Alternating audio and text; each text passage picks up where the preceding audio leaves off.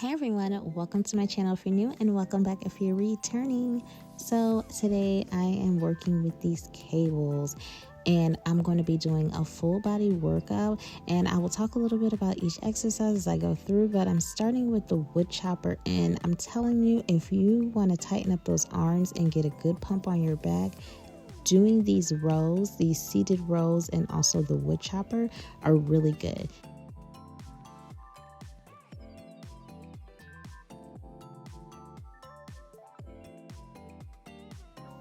I don't know very many exercises that even come close to the chest fly, to be honest with you, especially with the cables.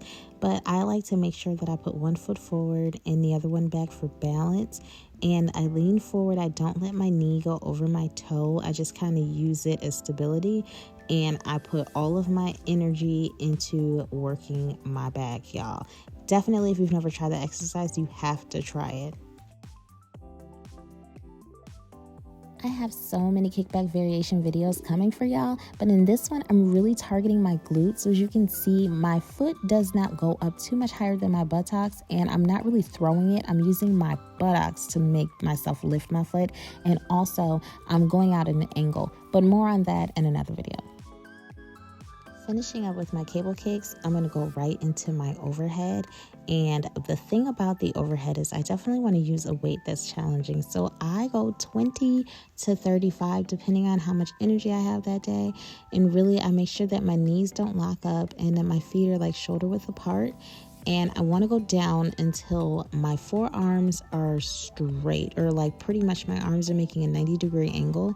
And that is definitely going to tighten up my arms, and I feel that in my back.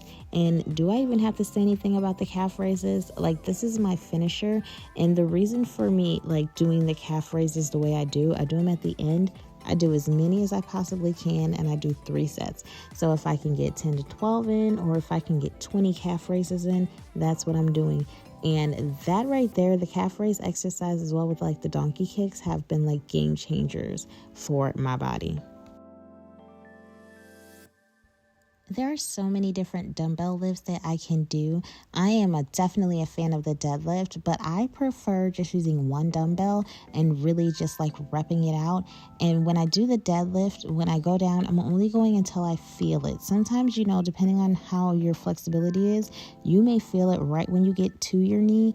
I can go a little further, but then when I come up, I make sure that I squeeze my glutes, and that's how I get like the best burn. To ensure that I'm preventing injury, I don't go too heavy with my overhead biceps, but I really do like this combo move. So I use anywhere from like 12 to 20 pounds, but really around 12 to 15 is like where I'm comfortable. Now, I struggled just a little bit with this knee up here, trying to get the right position, but I winded up using just a bar in front of me for stability, and it made a world of difference. And I have other videos coming that I'm going to be editing where I can show you like a proper knee up without the bar for assistance. But if you have bad knees, or you feel like you're having issues with balance, do not be afraid to grab a chair, grab a bar, grab whatever you need to be able to complete the exercise and just get to it.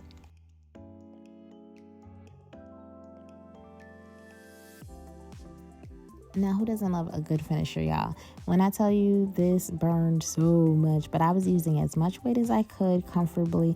I want to say it was at 45 pounds each side.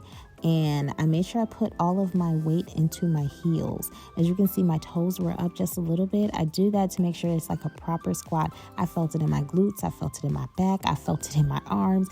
I felt it everywhere, y'all. But make sure you guys thumbs this video up. Comment down below what you think of the workout, and we'll do this again next time, y'all.